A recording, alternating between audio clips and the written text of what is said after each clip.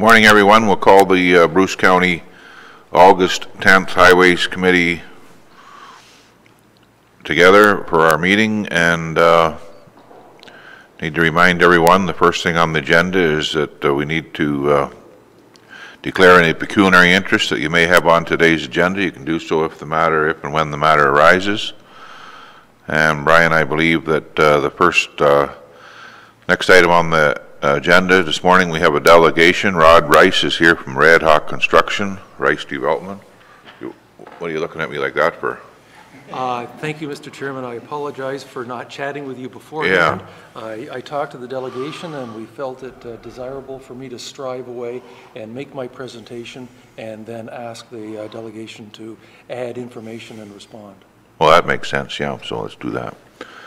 So we'll go to action items A, Bridge and Culvert Capital Mill Creek Bridge, Bruce Road 17, and just outside of Port Elgin. And Brian, if you'll take us through that.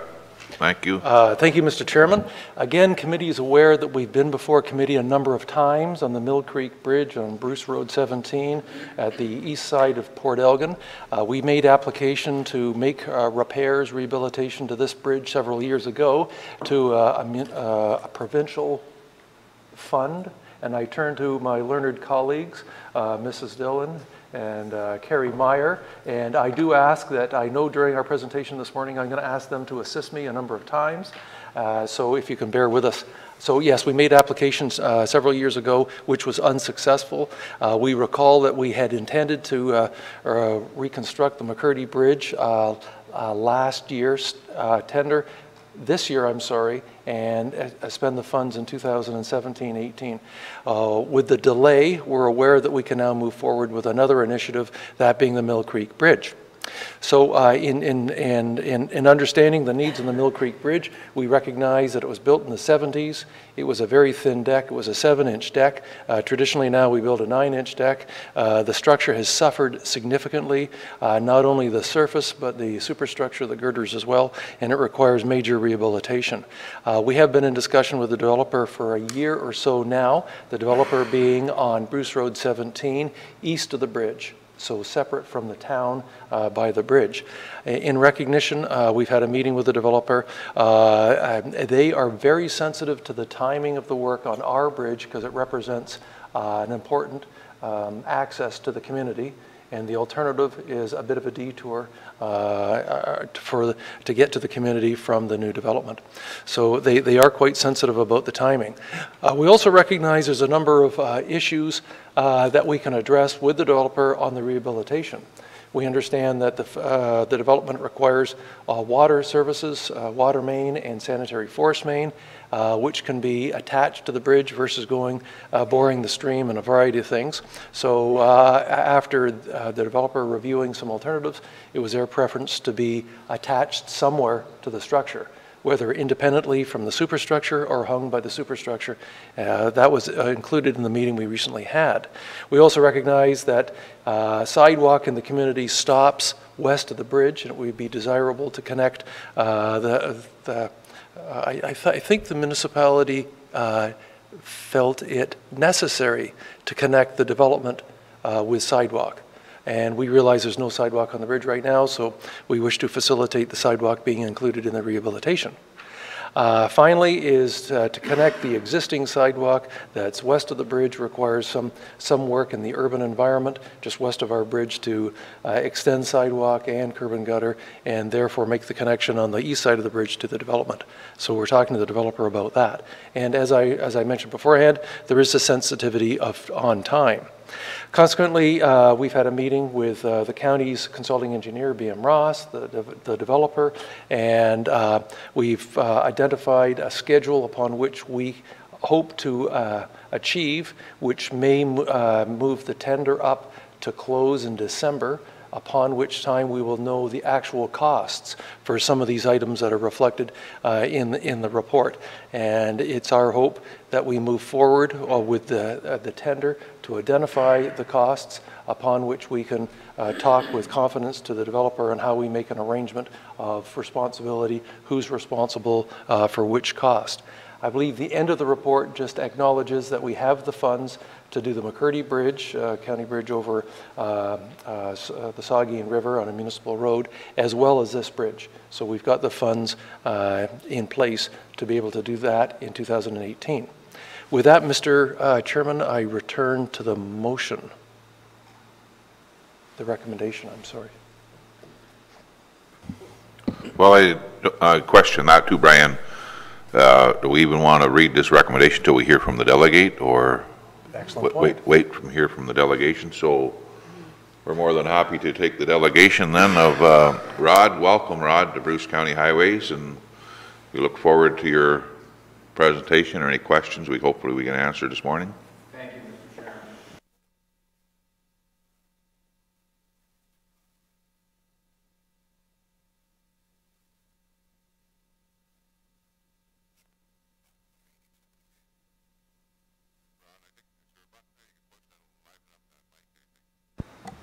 How does that? Okay, great.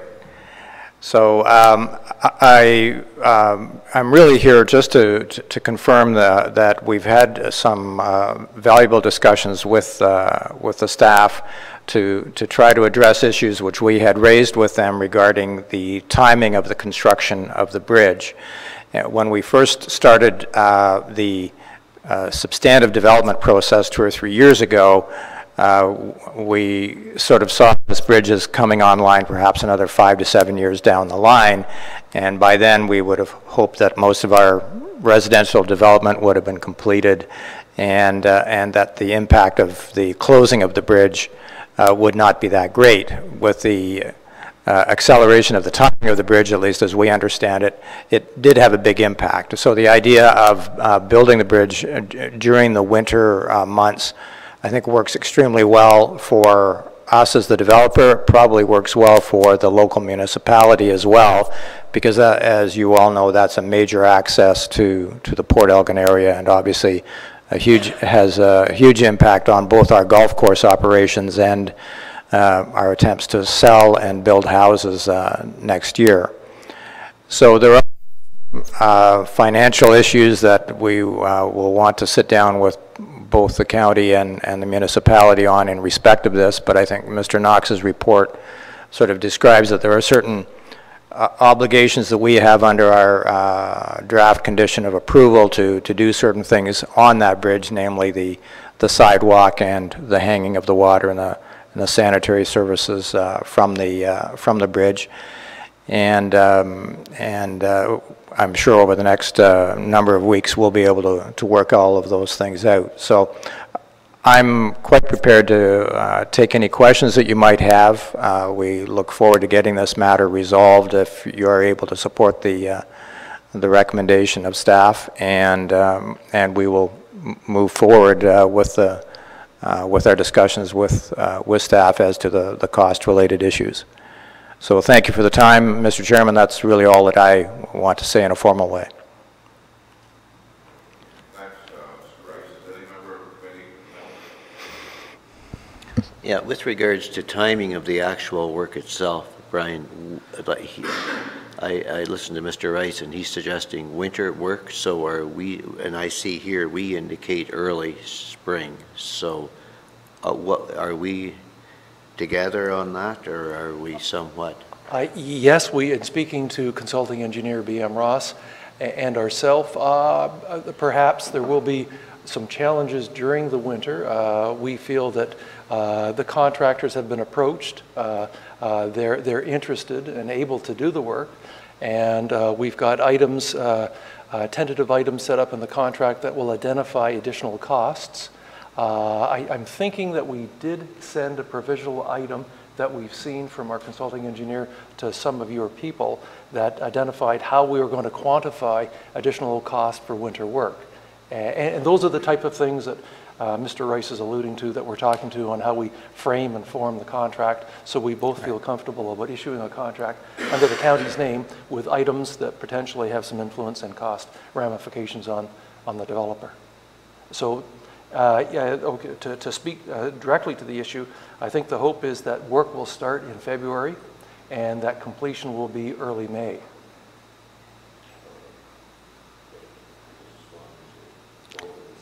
Yes. And that timing works well from our operational perspective, so hopefully we can achieve that.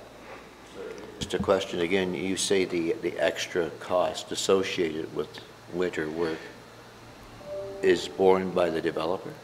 Yes, the structure of the tender item, not a provisional item, a tender item, is that it will be at the county's discretion if they, and naturally the agreement that we would enter into upon the successful tender, and we receive the tenders, of what that cost would be. But the item is structured that the county, the item is structured in a manner that the county has the decision of whether we will implement the item or not.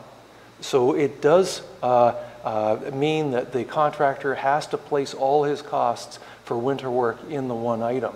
So if for some reason we can't enter an arrangement upon the tender close, that we could remove that item and then have a different completion date, such as maybe August 1st. So it does place the cost of winter work so we can identify it. Yes.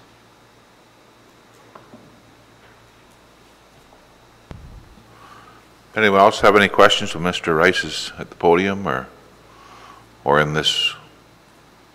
Mike? I guess my question is to Brian. So assuming the recommendation is approved, then this will be, we don't need to come back with an agreement. You'll make that agreement with Mr. Rice? Yes, we would return to the committee with the agreement.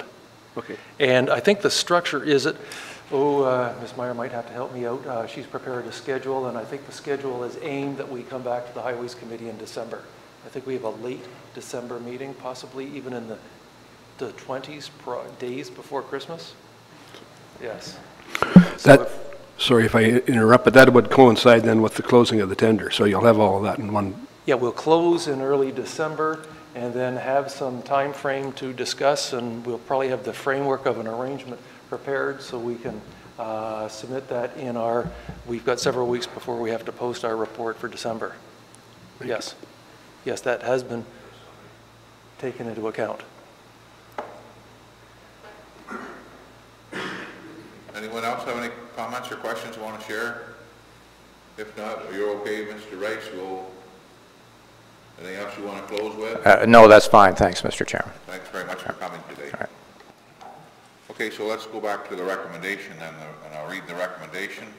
The recommendation is that the department proceed to tender the rehabilitation of the Mill Creek Bridge to close in early December 2017, and that the tender include the supply, installation, and attachment of services as well as the sidewalk. Any discussion on the recommendation? I'm sorry, I'll get a mover and a seconder. Moved by Mike, second by Ann. Any discussion on the motion for the recommendation? Those in favor of the recommendation? And that's carried. Excellent. So I think that takes us down to action item 2B, road capital, Bruce Road 9A. Thank you, Mr. Chairman. I'm hoping committee recalls our improvement on Bruce Road 9 from Highway 6, just north of Wyerton, to the South Hill of Colpoy. Jerry had worked on this project, and I had been a little leery beforehand, and we agree that the prudent solution before we pave the shoulders on that section is to include the road as well. So that has included a substantial increase in cost as we improve the road as well as pave the shoulders on the section from Highway 6 all the way to the South Hill of Colpoy. Consequently, well, the additional cost is in the amount of approximately $100,000. Jerry and I had talked about a small project that we'd intended on County Road 3, and we both agree that it can easily be deferred. It was a test patch for a potential solution on how to treat Bruce Road 3 between Highway 9 and Paisley. That's a long section of road. It was recycled, paved, it has a micro on it, and there's a little uncertainty on the best resolve for it. So we originally had budgeted to make a $100,000 application on it for a kilometer, 1.4 kilometers, something of that nature, and to test that for several years so we could comfort ourselves with possibly a lighter application. than we could have for a solution on the larger section, which is probably 24 kilometers long. So it's our recommendation that we shift funds from the Road 3 test area to the County Road 9, 9A section, in order us to do the right thing from Highway 6 to the South Hill of Colpoy.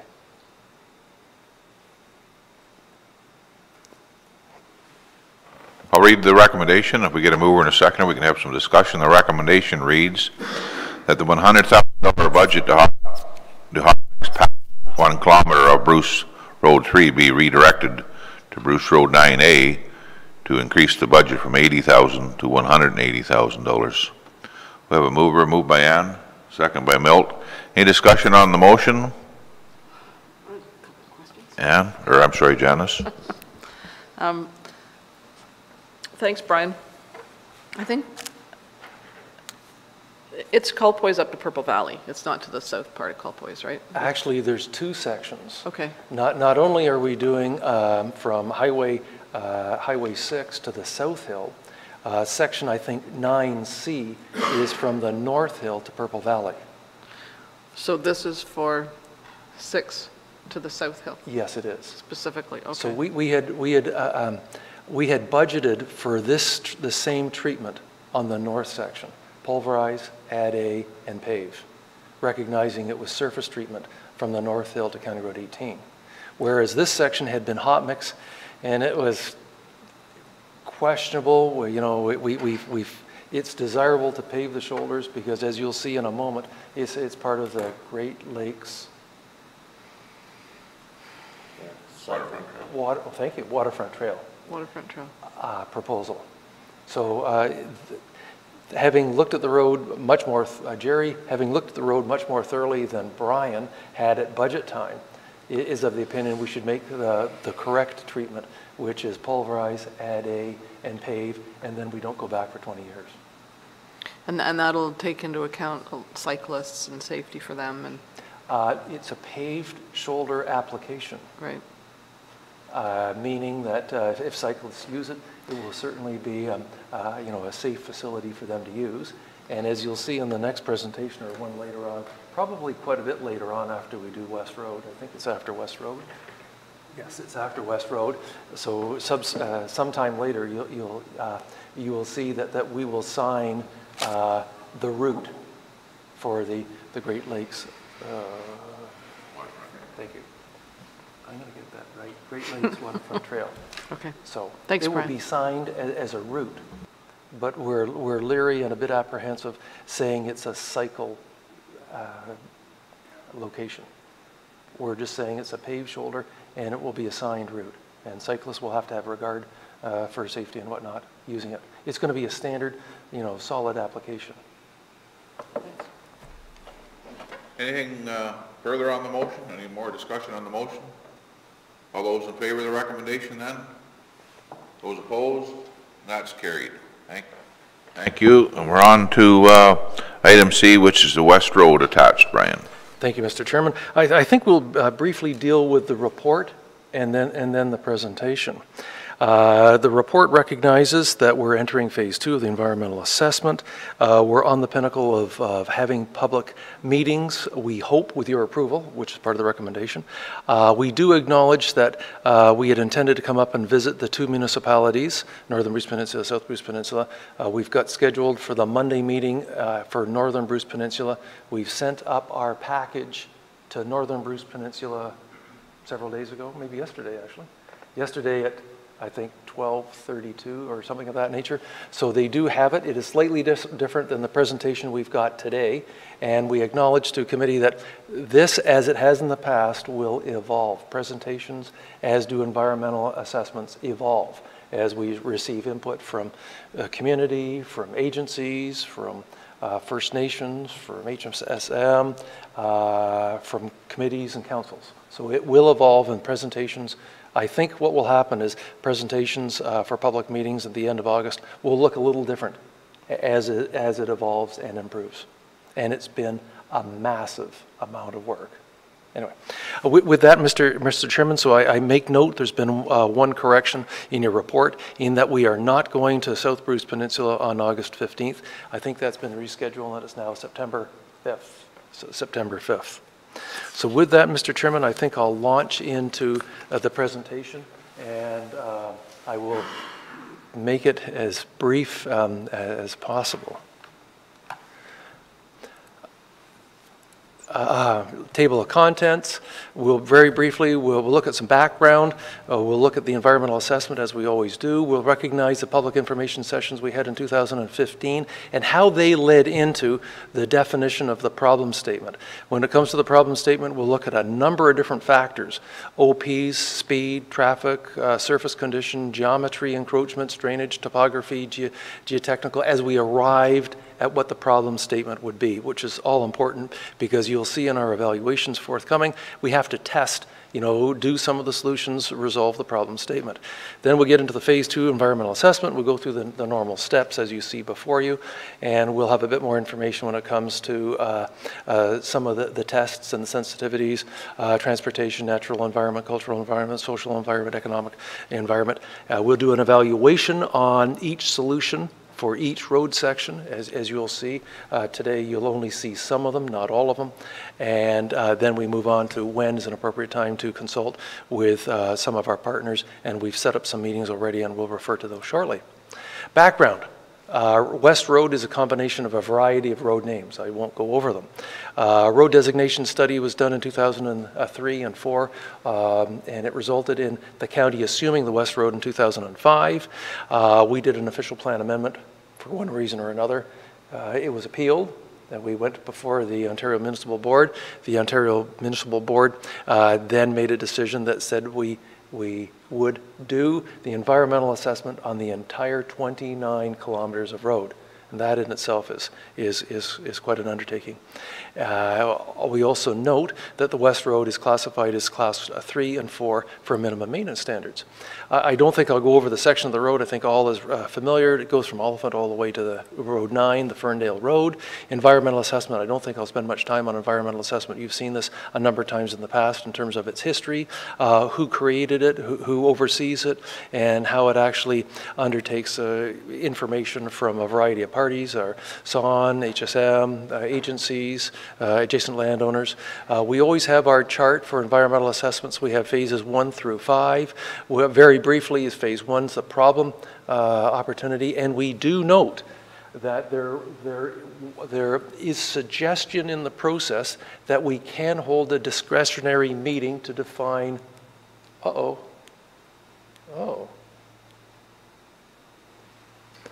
that we can define, we can have a discretionary public meeting that we can define the problem. We did that.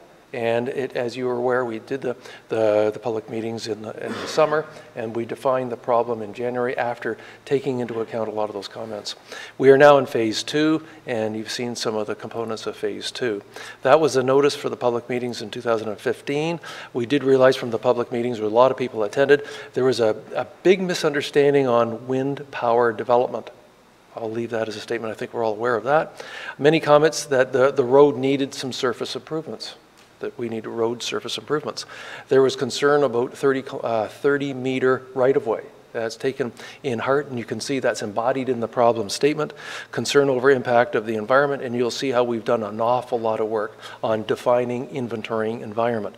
Naturally, also concern on safety. Naturally, there was a feeling where there was a groundswell that, the resolve had to be safe. Official plan designation, we've got urban road sections 20 meters wide, we've got rural road sections 30 meters wide, and we have acknowledgement that's embodied in the official plan because of the Ontario Municipal Board decision that the decision on the road width on the West Road will be an outcome of the environmental assessment, as we'll see today. Current road speeds, I think we'll go right to the chart. I don't have my pointy thing. At the bottom end, we have 60 kilometers per hour. Just north of Spry Lake Road to Hemlock, we have a 50 kilometer per hour section, and that's of note. We got an 80 kilometer per section just north to Red Bay Road. Then we have the 50 kilometer per hour section through Red Bay and Howdenvale. Then we make the turn to the east towards the Dogleg. We have a 60 kilometer per hour posted section right now. This is today's posted section, all the way up to Little Pipe Bay Road, where we've got an 80 kilometer posted speed all the way to County Road 9. Road values, road counts, you note that we've done, we usually do counts every 2 or 3 years, but in 2015, 16, and 17, we've done counts, and they're generally similar. Heavier volume down the south, very light volume in the center on the gravel, and a little bit heavier traffic to the north. Map identifying traffic counts. Road surface in the south is hot mix, in the center is gravel, and the north is hot mix, and everything is deteriorated and aged. You know, it's been down for many years. Gravel's difficult to maintain, and we've got a number of pictures of the road surface. I think many of you have seen it, have driven it. Going from south to north, we see road sections displaying alligatoring, wheel tracking, edge cracking, a variety of surface sins, as well as geometric sins. Narrow through the gravel sections, and as we come to the north, just south of County Road 9. Geometric design elements. We're aware that the county designs 10 kilometers higher than a posted speed.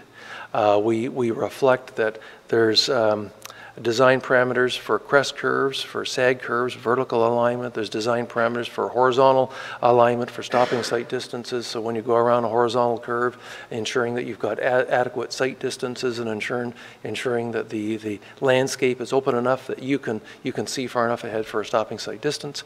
There's lane widths naturally for opposing vehicles, shoulder widths for stranded vehicles, emergency forces, for snow storage, and ensuring that you can see around those horizontal and or vertical curves, and ensuring that people coming out of driveways. And I think that our contact list for this project is now 400 contacts. And whether they're all adjacent landowners or not, maybe not, but there's an awful lot of people that are on the 29-kilometer section of road. Encroachments, we've got a number of issues where we've got the road very close to private property, and indeed some cases we've got road features that are on private property. We've got a bit of an anomaly through the Red Bay Huttonville area where we've got a straight road allowance yet a curved road, so consequently we've got road features on private property, and we've got many applications where the road was not built on the center of a narrow road allowance. Drainage. It's acknowledged that there's a lot of wetlands in the area. I think Chris spoke earlier to a study done in Northern Bruce Peninsula about defining hazard lands. And you know, that's something we've got mapped, and we're going to incorporate some of the findings of that report into our considerations when it comes to the work, into some of the analysis of some of the proposals. We do identify that there's not many centerline pipes.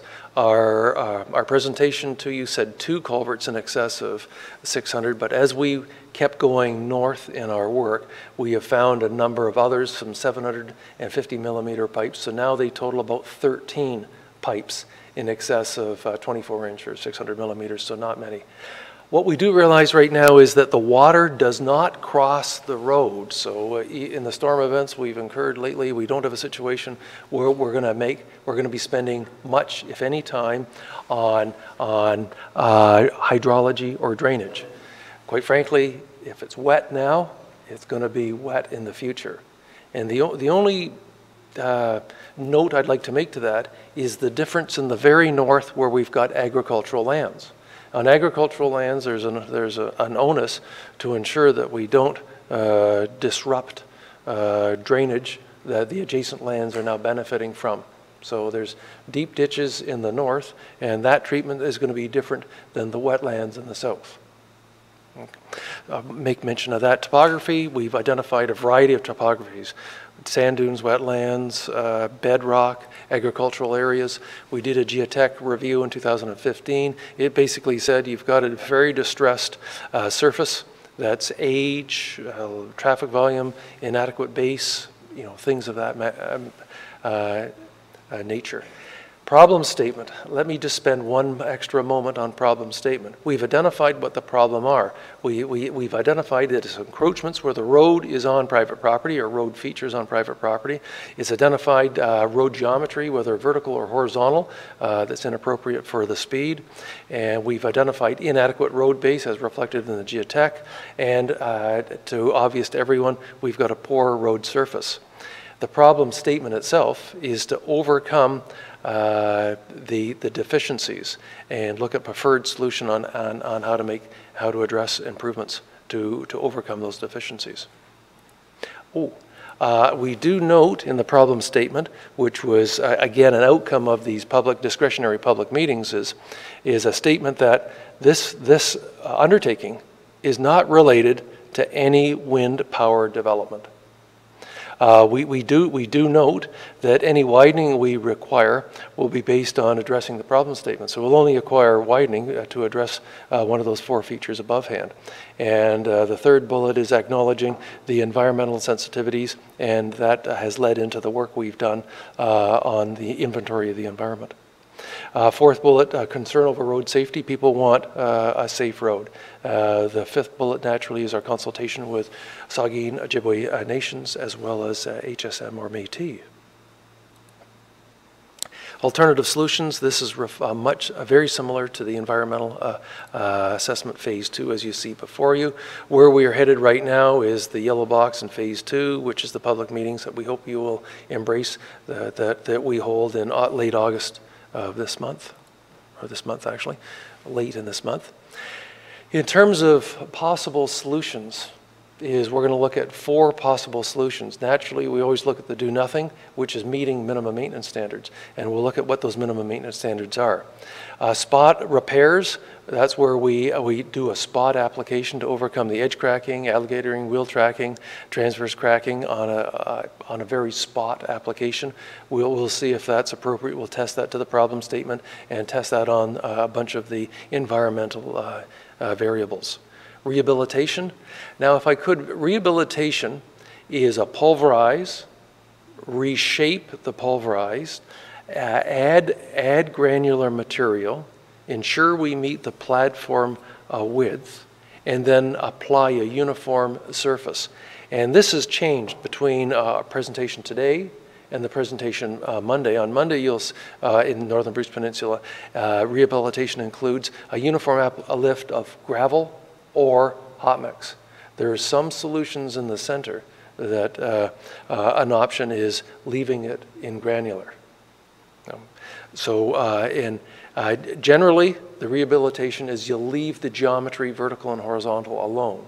And we'll see there's much of the stuff to the south that meets some standards, as we'll see in just a moment. So that's rehabilitation. Rehabilitation, pulverize, add strength, granular A, and pave for the platform width. Fourth alternative is reconstruction. That's basically having a different vertical or horizontal geometry. And we'll see on the gravel, we may not see today actually, that it requires some attention and it requires reconstruction to get the grade of the road to suit the posted speed. And again, reconstruction, leave in gravel or hot mix. Oh, do I think I might benefit by my, oh, thank you. Oh, super. Well, there we are. That makes Brian feel a lot better. You feel a little without if you don't have your pointer, because we'll need it when we look at some of the future slides. Very briefly, do nothing includes minimum maintenance standards. Minimum maintenance standards for potholes on paved surfaces, potholes on gravel, potholes on shoulders, edge shoulder drop-off, and for cracks. So our obligation for minimum maintenance standards would be our do nothing application. And that's a lot more of the same of what we're doing right now. Spot repair is to have regard for features such as alligatoring, wheel tracking, edge cracking, and more wheel tracking, and we do spot applications. We spray patch, we cold mix patch, we might put a bit of hot mix patch in it. So a spot application is as indicative, it's a spot application. Rehabilitation, I thought I'd put an example in the first plan, which is Oliphant North. So to get our orientation, this is the plan. This is the south end, the intersection of County Road 13, and that is north. This would be the profile, and the profile identifying the elevation of the center line of the road.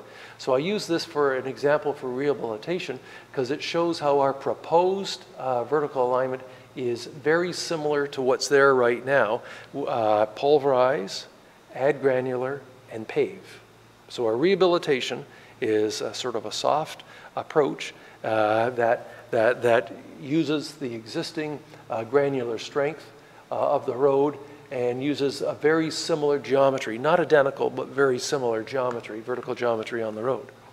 Next will be reconstruction, and I've used this as an example. This is on the section between Pike Bay and Little Pike Bay. It's in the deviation through here, and this is just the existing nature of the road. And you can see how the existing nature of the road is significantly deficient geometrically, vertically geometrically. My gosh, you go over hill and gully and hill and gully, and your sight lines for visibility are limited, very limited.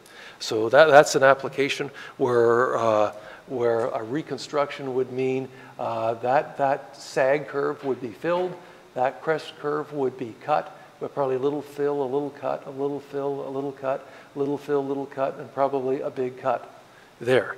That is the meaning of reconstruction. In the phase 2, we have to select a schedule. And we felt that this, in terms of our options, are Schedule A plus, B, a C, or a master plan. We're of the opinion that a Schedule C approach for environmental assessment is warranted, and that creates an environmental study report that is noted, filed, reviewed, and offered to the MOE. In terms of differences, we've got the variety of phases, if you recall, different phases of environmental assessment, problem statement, alternative solutions, conceptual, final design, that is the study report, and then implementation. Schedule A's are just a problem statement.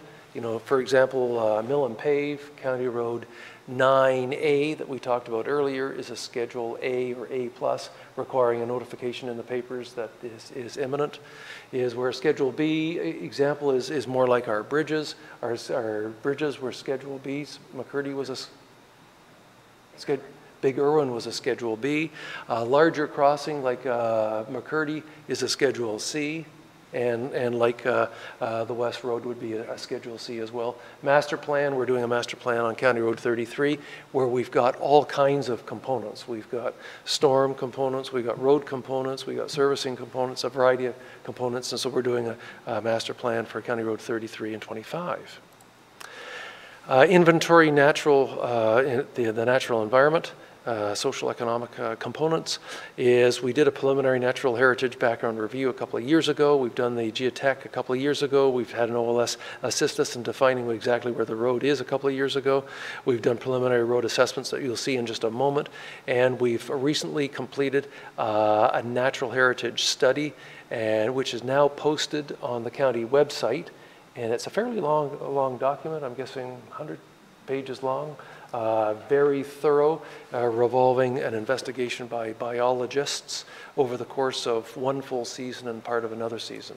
And it sets the framework for us to understand the natural environment, for us to make some assessments when we look at the assessments of the conceptual alternatives. And recently we've also completed a stage 1 archaeological assessment that is not on the website yet we intend to post probably at the time of the public meetings late in the month.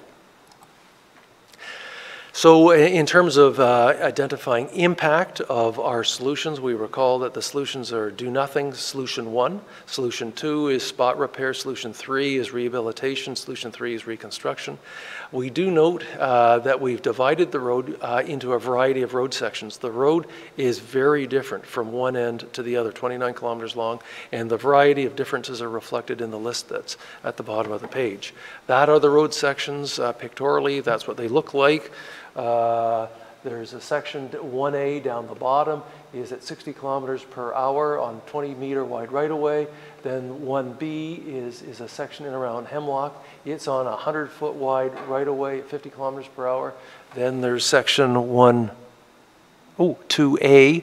That's a reconstruction done by the municipality back in the 90s on a 100-foot wide right-of-way. Then there's 2B that extends towards Red Bay. That's an 80 kilometer per hour section on a 20-meter wide right-of-way. Then we get into Red Bay, section 3 in Howdenvale, which is on an 86 or 26-meter wide right-of-way. and a 50 kilometer per hour zone. Then through the gravel, we've got a variety of road sections, 4A, B, C, D, E, and F. And then we get up towards the present pavement at Little Pike Bay, and that is road section 5. These are the environments. We'll look at them individually and find out what background information we have on the environments. When it comes to transportation, we break it down to vertical, horizontal, road deficiencies, width, and safety. Vertical, I think I've spoke to this beforehand many times. There's a variety of approaches to the vertical alignment, which is the grade of the road, crest or sags. We understand that the MTO designs to a margin of 20 or 30 kilometers per hour over the posted speed. You drive down the 400 series road and you can see a kilometer ahead of you. So the reason why is they go 100 kilometers per hour posted speed, they add 30 kilometers for the design speed, and you can see an awful long way. Municipalities generally, they have their posted speed or unposted speed matched to their design speed. At the county, it's 10 kilometers. We have that margin of safety of 10 kilometers per hour of design speed above posted speed. And we've got some examples of this.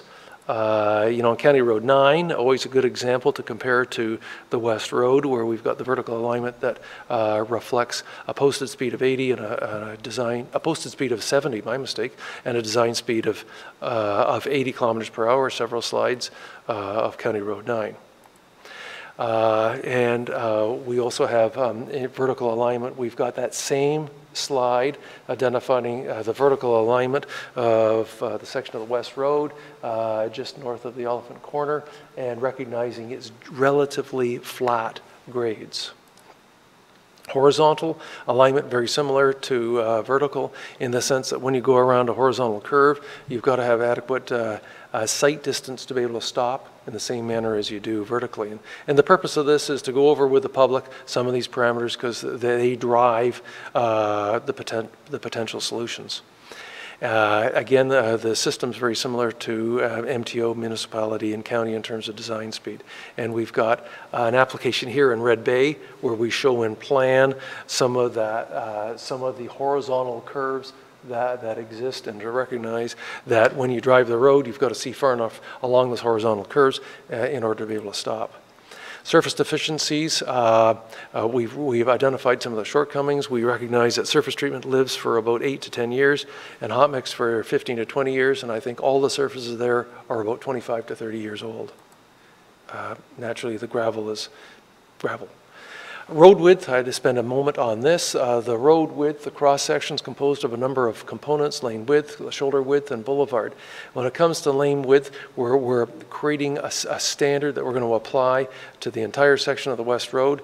We generally have a county road widths between 11 feet and 12 feet, 3.3 meters or 3.6 meters. We have chosen a gentle approach, a 3.5 meters lane width for the West Road.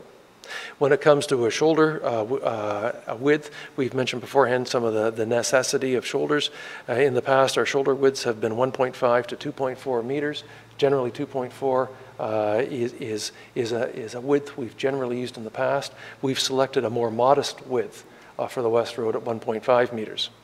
When it comes to Boulevard, we want to have a clear zone so people backing out of their driveway can see up and down the road as they enter, and for people on the road to see people backing out from their road. So we have a clear zone, and we're of the opinion that we need 8 meters from center line of the road, whether it be new or proposed road, to ensure that we've got the clear zone. And we impose a 3-to-1 slope from the shoulder out to ensure that if you go off the road, you can manage the slope. There's many applications where there's many roads out there where the boulevard's 1.5 to 1.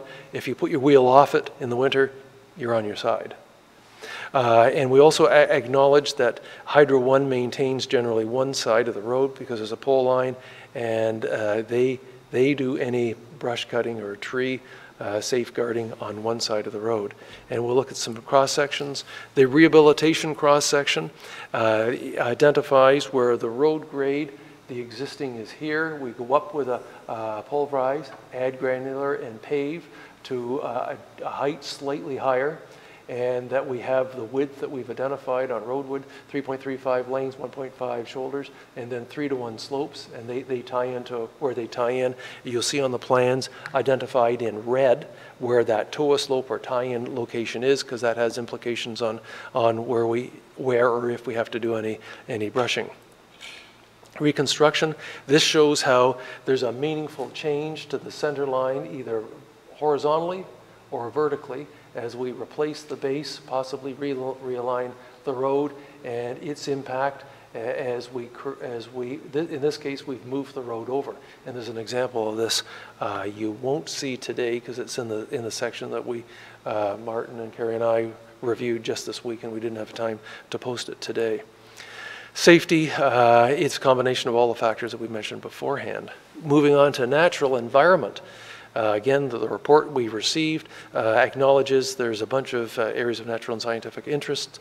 There's wetland areas, even Chris spoke of some of those this morning. There are not significant woodlands and there are not significant valley lands in our area.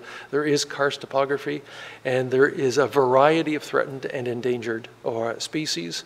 And there's a long list. I could sachet down some of them. Dwarf lake iris, crayfish, Sparagium eurycarpium, that apparently is a grass. There's western chorus frog, there's spotted salamander, great egret, red-shouldered hawk, orchard grass, as well as the, orchard flower, actually, as well as the rattlesnakes. There's also impacts to terrestrial habitat, and there are a variety of other species that we have to have regard for. They're listed before you. And naturally, there is the fish habitat. And again, the fish habitat, because of our understanding of the sensitivity of the community and the wetlands, the ANSIs, the significant wetlands, the provincially significant, the local significant, and the hazard lands, is this is not a project that is going to have a lot of changes for surface water flow. If the water goes through a culvert in the past, it'll go through a very similar size culvert in the future. About the only chance of a difference would be is if we encounter an 18-inch centerline culvert, we will put our standard application of 24-inch in so we can maintain it. But it is certainly not to change any of the hydrology on the road, but let's move ahead. ANSIs, we've got before you is the plan of where the 3 ANSIs are. We've got the Sauble Falls ANSI at the bottom. We've got the Sucker Creek in the Howdenvale area, and we've got the Howdenvale ANSI along the Howdenvale Road section. In terms of wetland features, we mentioned beforehand, provincially significant wetlands, locally significant wetlands. Wetlands have not been evaluated, and not shown on the map is the hazards that the committee spoke of this morning, and we could include a map of the hazard wetland, the hazard areas that are now being addressed by Northern Bruce Peninsula. In the review by the biologists, they identified a number of corridors that we are aware of and have regard for, and they're shown to you on the plan on page 64. Cultural environment, we have done a stage 1 archaeological assessment, and it identifies that we require a stage 2 on a variety of jobs. They're shown oh my gosh. That's the wrong terminology. The stage 1 archaeological assessment identifies where we have to do a stage 2 in a variety of locations. And starting at the north going south is County Road 9 is right there. So it suggests in the first block that we have to do a stage 2, including a little bit in Spry. There's some other areas in the second block where we have to do stage 2, and even down at Pike Bay Road, there's an area that we have to do stage 2. Looking further south, down towards Howdenvale, jumping all the way to Howdenvale is a large area in that ANSI where we have to do a stage 2 in the community at the south end of the Red Bay area, and a stage 2 at the north end of the Oliphant area, which is the south end of our job. So we understand that we have to do stage 2, and again, the purpose of the stage 2 is that once we have better defined what a preliminary preferred solution is, they can go out there and with stakes go and say, okay, this is where you're going to have impact. Are there any features of importance within that area of impact?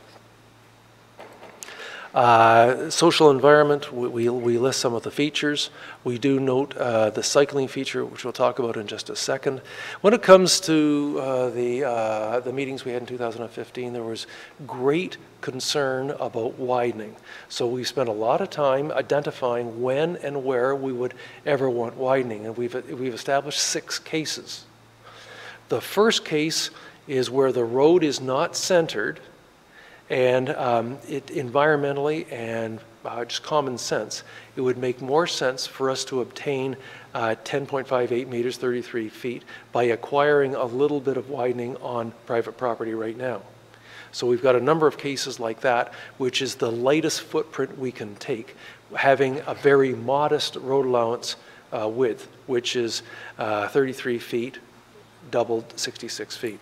So case 1 is where we acquire land, leave the road where it is, the center line of the road where it is, but we obtain a little bit of widening, I think up to 10 feet at the south end.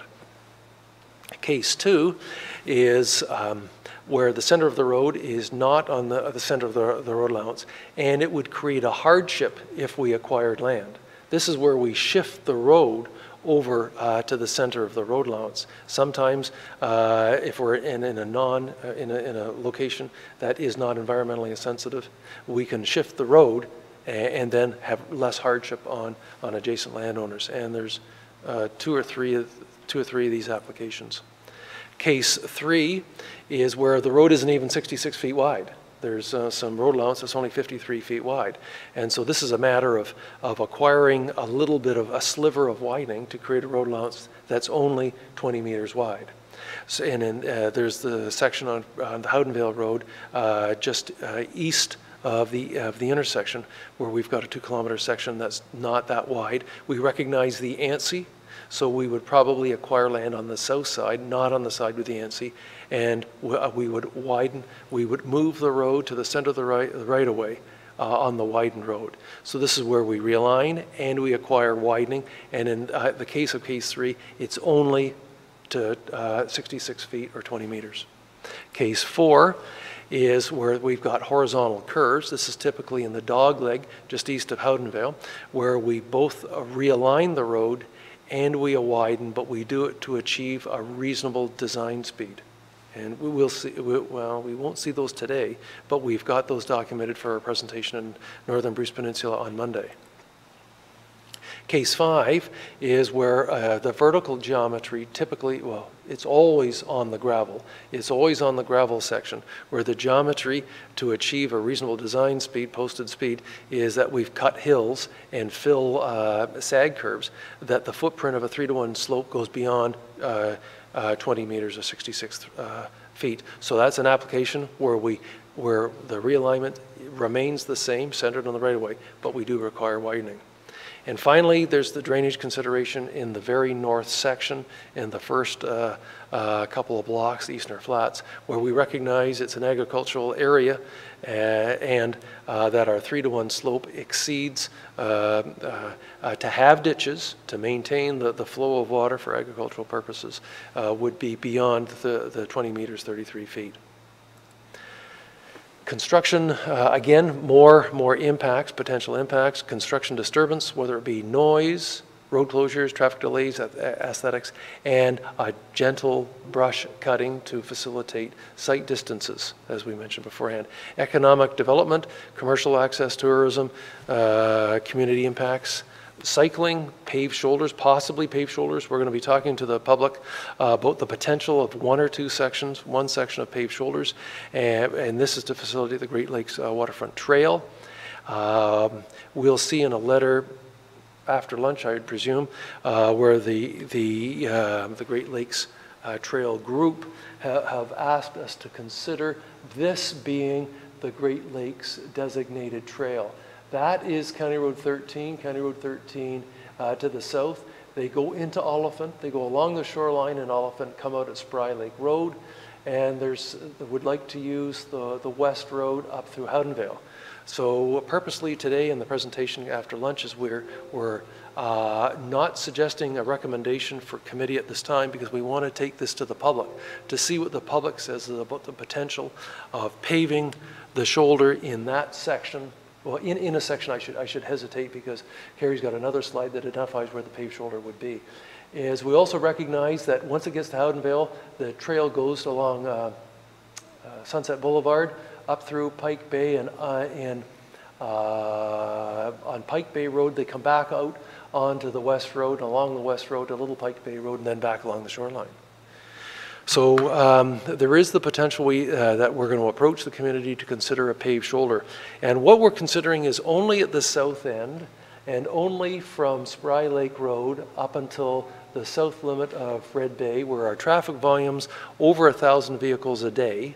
And then recognizing that it's 80 kilometers per hour through some of this, and that the 50 kilometer per hour zone in Red Bay, Howdenvale also has a lighter speed as well as a lighter traffic volume. So likely the solution we come up with there would be adequate without paving the shoulders. So to return to the map on is at the north, they're back on the West Road from Little Pike Bay Road, from Pike Bay Road to Little Pike Bay Road. And it's our opinion that in this section, our light traffic volume through there, and if that were pavement, naturally it's inappropriate or not the best practice to have cyclists or cycling trail on gravel roads, is our thought there. It would be not to have a paved shoulder because the traffic volumes are relatively light, under 500 vehicles a day. Economic evaluation. We've done very, very benchmark costs. The rehabilitation costs are in around 100,000 to 150,000 a kilometer with pavement. That's with pavement. That's pulverize, add and pave the road. Reconstruction is substantially more, 200,000 to 400,000. Again, a great spread per kilometer, identifying are you blasting rock? Are you blasting rock? Maintenance costs, we've got maintenance costs associated with a variety of functions for the alternative one, which is do nothing. Alternative two, doing nothing is the minimum maintenance standards.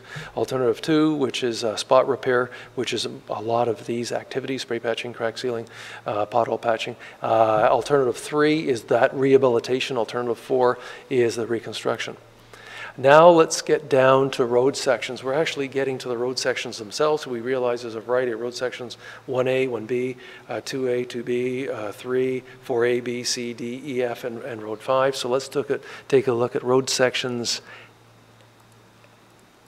And let's take a look at road sections. I apologize. I'm just looking ahead a little bit. Road section 1A. Road section 1A is from the Oliphant Corner up to Spry Lake. And so I mentioned beforehand we did an evaluation. This sheet identifies the evaluation. It identifies the road section, the changes, whether it's a rural collector, urban collector. It recognizes traffic volume, and then it goes down into a heading of a standard versus the existing speed. So the existing speed is 60 kilometers per hour. So our posted speed's 60. So we design at 70, and out of that design we come the standards. So those standards identify minimum crest curves, sag curves, horizontal curves, and whether the road is centered on the right-of-way. So in this application on section 1A, we notice that the road is flat. So naturally we meet the minimum vertical standards. The road is straight, so we meet the horizontal standards. We then look at platform width. We've identified the standards, 3.35 lane, 1.5 shoulder, 9.7 total. We understand that the existing platform is 3.66 or 12-foot lane, 1.04 meter shoulder for a total of 9.4. So we realize that it's a fairly flat road, and we realize that it's close to the adequate width. So we then make our evaluation or assessment first. I think we do an assessment first and then followed by an evaluation. So we do our assessment. We have the same table here Then we have alternatives 1 and 2 are very similar, and alternatives 3 and 4. 1 and 2 are do nothing and spot repair. 3 and 4 are rehabilitation and reconstruction, and the impact are the same on each. So looking at the alternatives 1 and 2, we see that we look at the standard, same design speed. We have no impact. We're no change. So we're really, well, obviously we're not doing anything because the solutions are either doing nothing or just spot repair. When we hop to rehabilitation and reconstruction, we realize that there aren't inadequacies geometrically. We look at what's the ramification on platform width. Our proposal for lane width's a bit narrower than what's there, and our lane widths, our shoulder width is a little wider, so our total platform width is a little wider, and no change in width of the right-of-way. So we then realize that section 1A is very similar to 1B. So we then scoot through the parameters of 1B. And I'm not going to go through them because they're very similar. 1A and 1B are very similar. Generally, the road is flat-ish. We're not substandard in the vertical alignment, and we're adequate on the horizontal alignment. And we do note that in section 1B, this is in around the Hemlock Road, is that we've got more than adequate platform width to meet our standard. So then we move to the analysis, the assessment, and then again we assess the alternatives, the do nothing and the spot repair, naturally no change. We assess the rehabilitation and the reconstruction, and we note that with minor grading, I should add that in section 1B, the current posted speed is 50 kilometers per hour. Our recommendation is that we move it to a 60 kilometer per hour posted speed. Consequently, we're making this section the same as the section to the south, just before you get to the 80 kilometer per hour section that's to the north. So this is a bit of a change on the short sections, about 2 kilometers, actually 1 kilometer long, we're moving it from 50 kilometers to 60 kilometers. And we're noting that a rehabilitation would allow us to achieve all the vertical requirements that we have. And we note that the platform width is adequate as it is right now. So what we've then done is we've combined section 1A and 1B, and then we do the evaluation on those parameters: transportation, natural environment, cultural environment, social environment. So again, we've got the variety of solutions: do nothing, spot repair, rehabilitation, and reconstruction.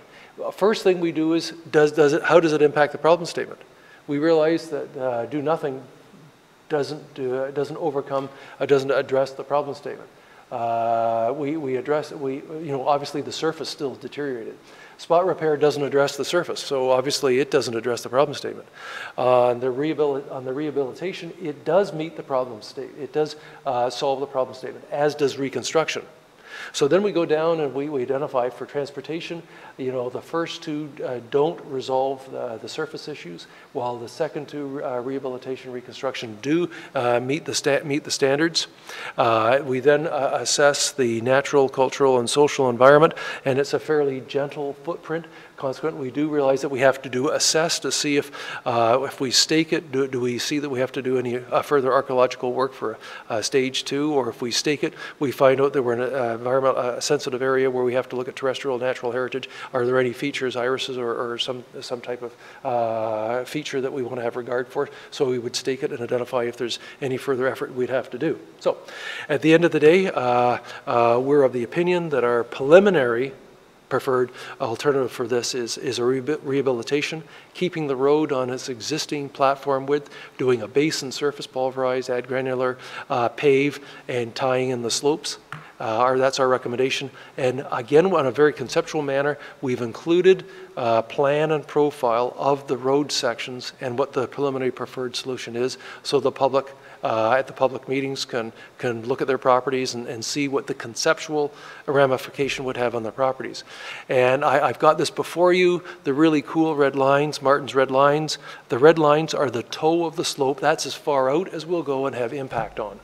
So people go and say, okay, well, what is the meaning of that conceptual approach? How far out, or if any, are you going to affect the boulevard in front of my property? Well, they can just go along the They can go along the road, find their property, look at the red line and say, oh, they're getting a little close to my property there, or they go a little further and find out that we might be doing a little brushing in here in order to create the adequate sight lines along the road for people to come in and out of their entrances.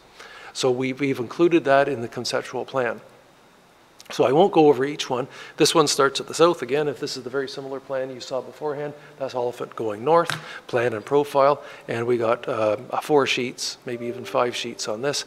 And then we get into the next road section. If I can offer, we're pretty close, because this afternoon, before lunch perhaps, we're only going to be going up to Howdenville, because as of when we posted, last week, that's as far as we had conceptually designed and evaluated. So I continue in section 2A, which is the section identified from Hemlock Street up towards the Amabel Albemarle Township. I think the locals call this the Parkway. I think there's a surname in front of that, which would be the constructor of it back in the early 90s, but let's just call it the section of the Parkway. It's 30 meters wide, it's adequate width. Let's look at the analysis. So looking at the analysis, naturally, we've got stations, we've got rural collector. It was built in 1992. We've got traffic volume. We've got the standard that I mentioned beforehand. It is posted at 80 kilometers, designed at 90. We've got the parameters, and we're recognizing the existing features are that it's flat, so it meets the minimum standards for vertical. We realize it's straight, so it meets the minimum standards for horizontal. We look at the platform widths. This is the standard, and we see that it addresses the standard, so it meets the standard. And we note that while the standard is 20 meters, it is a 30-meter wide road allowance. So we apply the variety of solutions. We've got do nothing and spot repair, no impact. We've got rehabilitation, reconstruction, and again, no impact because it's flat and straight. So really a base and surface and or a reconstruction would have very little influence. So we then look at, we assess against all the qualitative factors. We identify that do nothing and spot repair don't do anything to the surface. Rehabilitation naturally meets the problem statement because we resolve the surface problem. We then go down the variety of other factors, and as I mentioned beforehand, is if we come up with rehabilitation or reconstruction, we'd have to stake it and identify the natural heritage, the archaeological environment, and see what, if any, impact we're going to have. Our preliminary preferred solution is rehabilitation. So in that couple of kilometer, 1 kilometer stretch, we would pulverize, add granular, pave the road, and tie in quite quickly because it's a reasonable width. So now let's look at the plan. The plan and profiles are here, and let's even go to the second plan. I can see better on this plan, so let's blow that up. Let's look for that red line. The red line shows where our TOA slope is, and yes, look, my gosh, we tie in our work very closely to what exists right now, has very little implication on the bush. Again, Mr. Chairman, this is our attempt to garner what the community had said at the discretionary public meetings and incorporate those in our designs, which quite frankly is our normal method of operation for our projects. Moving ahead, we get the road section from road section 2B up towards Pike Bay. This is the 80 kilometer per hour section. We look at its analysis. It's designed at 80, posted at 80, designed at 90. Those are the standards. We then compare what the existing conditions are, and we note that it's flat and straight. We do note that there's a variety of encroachments along here. It's a 20-meter wide right-of-way, but the road is not centered. We'll find that as you came out of the Parkway, which was built on the 100 feet, built in 1992, is that they crowded one side for some distance. So we will have to try and overcome that. We'll look in terms of our table of potential solutions and how do we overcome it. Again, we look at alternatives 1 and 2, do nothing and spot repair. Again, no change. We will remain with the encroachments. We look at rehabilitation and reconstruction. and we notice that if we acquire land, we apply a Case 1 application where we leave the road where it is, but we acquire a little bit of land up to 10 feet on one side, that we would center the road on the right-of-way and achieve a road width that would reflect the 20 meters. And no meaningful changes on platform width. So with that, we do the evaluation. 1 and 2, again, don't overcome the surface deficiencies. Rehabilitation overcomes surface deficiencies, and reconstruction does as well, but not needed. It meets the standards, rehabilitation and the reconstruction meet standards, the others do not. We then assess natural, cultural, social environment, and again, it's going to be staking, identifying what we're finding in the zone of influence, the famous red line. Then, Mr. Chairman, we come down to a recommendation preliminary preferred. And I think I've been a little bit at error. When I've been noting these, I should be saying that the preliminary preferred solution is rehabilitation with hot mix. Because when we go north, not today, but when we go north, some of the solutions may be rehabilitation, may be reconstruction with gravel on some of them. I'm just noting that, so be prepared. Some of the solutions may be a rehabilitation, reconstruction on gravel. Again, what does that look like? Let's do red line because there's a bunch of Case 1s in here. So this is the 30-meter wide road allowance to the south, and we can see that as they go north to the 20-meter wide road allowance, they crowded the west side. So this is the Case 1 where we leave the road where it is because environmentally it would be detrimental to try and move it, and we approach the landowners to see if we can acquire land. And I think there's only 2 or 3, and I think they're kind of aware that we might be coming, and if they're not aware today, they might be next week as we make them aware before we have the public meetings, if time permits. So then we move through the next section. This is the last section we'll review probably before lunch. It's the Red Bay Howdenvale section, all the way from the Red Bay Road, well, Cowell Lane actually, to the Howdenvale corner. So let's assess it. My gosh. It's posted at 50, designed at 60, and there are some deficiencies vertically, sag curves, crest curves. There's some, the horizontal is acceptable. Again, at that design speed is we can tolerate, horizontal curves of a certain radius, and we've got them. But what do we have? We've got a whole lot of encroachments. This again is where we've got a 26-meter wide right-of-way that is straight, and we've got a very curvy road that's on people's property. So there's a whole bunch of these encroachments that we have to try and address to meet the problem statement. So then again, okay, we do the assessment. Again, we've got the same chart you saw beforehand. We've got alternatives, do 1 and 2, do nothing, and spot improvements. Again, there's no change.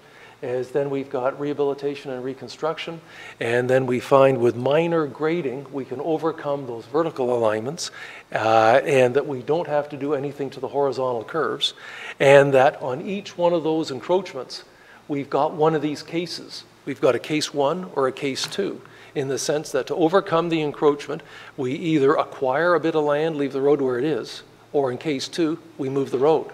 And there's a couple of Case 2s in the potential, well, I'm jumping ahead. Again, let's do the evaluation. So we've got the do nothing, spot repair, rehabilitation, reconstruction. We realize that, again, the first two do nothing for the surface. The rehabilitation, yes, we address surface, and we can address encroachments and rehabilitation. And we can do reconstruction. We can reconstruct the whole thing, new granular base, et cetera, but we don't have to, so it's a solution. We do the evaluations again. I won't do them for natural, cultural, social. We come down. Our recommendation, our preliminary recommendation again is going to be a rehabilitation. What does that rehabilitation look like? There's a Case 1. This is at the south end, Cowell Lane North. There's a case, I'm sorry. Oh, no, Brian is doing wrong things here. There is a Case 1 on the first curve into town. Leave the road where it is. We approach the landowner to acquire 10 meters away from the center line of the road. Okay, let's let's go back and let's look at a Case 2. There is a Case 2. there. Are we on a case? Yeah, there's a case 2. So here's a case in around Adelaide Street where a preliminary proposed solution is to move the road away because there's too much of a hardship on the adjacent landowner, whether it be building proximity or just property. So that's a case 2, and we've got 2 case 2s in that section, and probably 6 case 1 as we resolve the encroachments. And again, this is on an 86 wide right-of-way. That's the right-of-way straight, and the road is crooked. Mr. Chairman, I think we're getting close. We've got some closing remarks. This has been our very preliminary proposed speed limit proposal, which has changed. Again, we did this last week, and as Martin and Carrie and I worked through more of this to try and get things moved ahead for these public meetings late in the month, we've made some small alterations. What we've shown you this morning is this proposal, where we've got yellow, or 60 kilometers per hour from County Road 13 up towards Hemlock. We've got the 80 kilometer per hour zone that exists right now from just north of Hemlock all the way to the Cowell Road. And then we got the 50 kilometer, we're not changing the speed through Red Bay and Howdenvale. And then right now, our proposal for our presentation we sent at Northern Bruce Peninsula shows that we have a 60 kilometer per hour zone on the Howdenvale Road, just east of Howdenvale, 50 kilometers in the Dogleg, and then we carry 60 kilometers all the way to Pike Bay Road. And then we have 70 kilometers from Pike Bay Road to Little Pike Bay Road and 80 kilometers to the north. That's what our current one suggests. And quite frankly, we might go to Northern Bruce Peninsula, and they may have questions in their area, and they may ask questions. And as always, we receive information, consider, report back to you, and may make improvements and changes. Anyway. Mr. Chairman, let's press on. I got a couple more slides. This was our summary of preliminary preferred solutions, and as you saw, everything to date has been a rehabilitation. Pulverize, add gravel, ensure platform width, tie in, as you see on the red lines on each of the plans. Very gentle, soft approach up to Howdenvale. Carry on. Our consultations, we have meetings set up with MOEE, MNRSON, and whatnot. We've met with HSM a couple of months ago. They're not aware of this, but we'll keep them attuned to what we're doing. And we note in here that we're not meeting South Bruce Peninsula Council on the 15th. We're actually doing it on September 5th. And we are hoping that you will support having our public meetings at the end of the month, and we naturally have a lot more work to do in the north, and of which we can speak to some of it to Northern Bruce Peninsula based on our submission yesterday. This is the draft notice we hope to put in local papers for that public meeting, and of which we'll be sending out to 400 agencies, landowners, people. And that's where we are in the environmental assessment, and that's the next item. So, Mr. Chairman, we return to the agenda item itself and the recommendation, I hope. The recommendation, thank you, Brian, for the very excellent report, and thank you, staff, for helping Brian through this. And I know there's a lot of work, and your other people upstairs, a lot of thought and a lot of work into this process so far, but we're still got a long way to go, but we'll get there someday, perhaps, maybe. Oh, yes. Oh, no, Yeah, we're yeah. very optimistic, very optimistic. I don't know if we're going to go much further with it today. I'll read the recommendation. We'll soon find out that the municipal class on the West Road Phase 2 notice of public information sessions be approved, that the public information sessions be scheduled for August 29th, 2017 in Lions Head, and should this be changed here then, and August 30th, 2017 in Wyerton. Actually, these meetings are correct. It's our attendance at South Bruce Council, which is some information down beneath that has changed. So these public information sessions are correct? Yes, they are. Okay. I have a mover for that recommendation. Moved by Ann, second by Milt. Any discussion on the motion? I got some questions. Sure. Thanks, Brian. So because you're not presenting to my council next week, how will this presentation differ from the one that's going to northern Bruce and would have come to South Bruce Peninsula? Well, I've tried to allude to everything that's different in the presentation of North Bruce as I went through it. And I think Carrie sort of, and I went through it, and I think I caught most of it. I caught most of the differing. And quite frankly, it's like the 2015. As we perfect this is an enormous undertaking. It's live. It will change. And, I can see as we go through, there's some things we might do a little differently for presentation purposes as well. So when you send your presentation up to northern Bruce, can you send it to South Bruce Peninsula as well? Because I would like to have my council take a look at something before the public meeting, considering that you're not going to present to my council until September. Well, that was your, it was, do you have another meeting? Like we were told. No, we have a meeting tomorrow. But Oh. yeah, so we don't have our next meeting until September 3rd or 4th, which I think is when you're coming. But I'm saying my council isn't going to see that presentation, obviously, until after the public presentation. So it would be nice if we could just get a copy of North Bruce. Certainly. And then I can circulate it to my council members so that they can take a look at it. If it would be helpful, if there was great interest, we could arrange a different time to come up if your council wished to get together. Yeah. It's certainly not, like we just found this out. Yeah, I know. Was it 2 days ago or yesterday? Yeah. 2 days ago? Yeah. About this change, I think it was, what's today? Thursday, it was Tuesday. No, I realize Yes. that. So, and I will be talking to council tomorrow at the meeting. So if we need to arrange a special council meeting or something, we'll definitely get in touch with you, but. Super. Yeah. So I was wondering,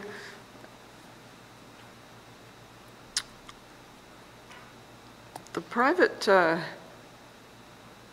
private properties that are encroaching, so how many are there in total, all the way? If I can offer, we can probably give you a number. Actually, they're mainly in the south, but the treatment and the solution in the north may be very different than the solution in the south. Yep. You mean north of Howdenvale Road, basically? Yes. Yeah. And again, agricultural communities have different objectives than rural communities. Right. So, yeah, so solutions are going to be different, and we just haven't had the horsepower to come up with mindsets on the north, and we haven't applied the principles that we have here on some of the north stuff, and still come up with a preferred solution. We're just right there. Right now we're at Little Pike Bay Road. No, we're at Pike Bay Road. We're at Pike Bay Road right now. Is it somewhere around 13 properties? Probably, yeah. I'd probably go 10 to 15. Okay. So in section 1 and 3, you're talking about rehabilitation.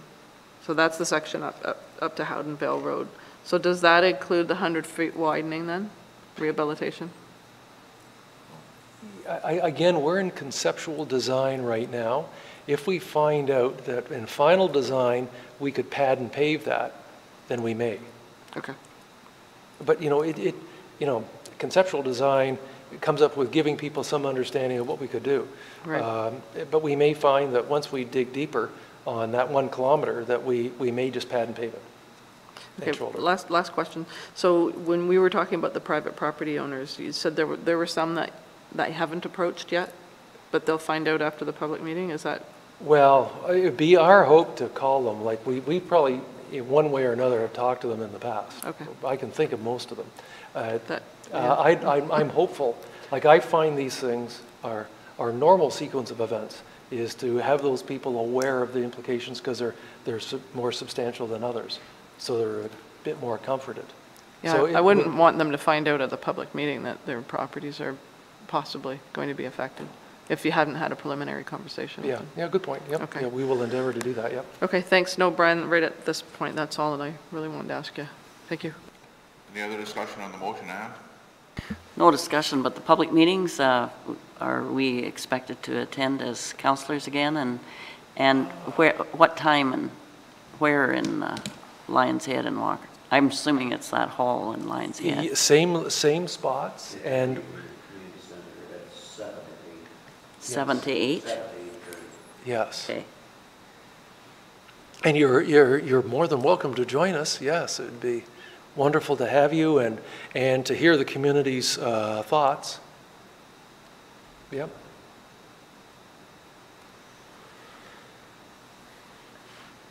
Anything else on the recommendation? Hearing nothing at this time, we'll call for the vote on the recommendation. All those, I got to move her in a second, didn't we? Yep, thank you. Okay, so no more discussion. We'll call for the vote on the recommendation. All in favor of the recommendation? Those opposed? That's carried.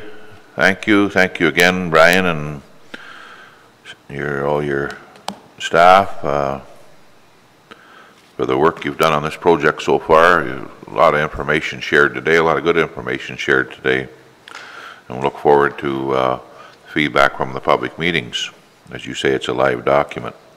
So, folks, do we want to, it's 10 to 1, do we want to take the lunch break and come back? Brian's got 3 more items, may not take very long, but how do you know once he gets rolling, could take longer than you think? And we got planning anyway, so we're coming back, so. Lunch.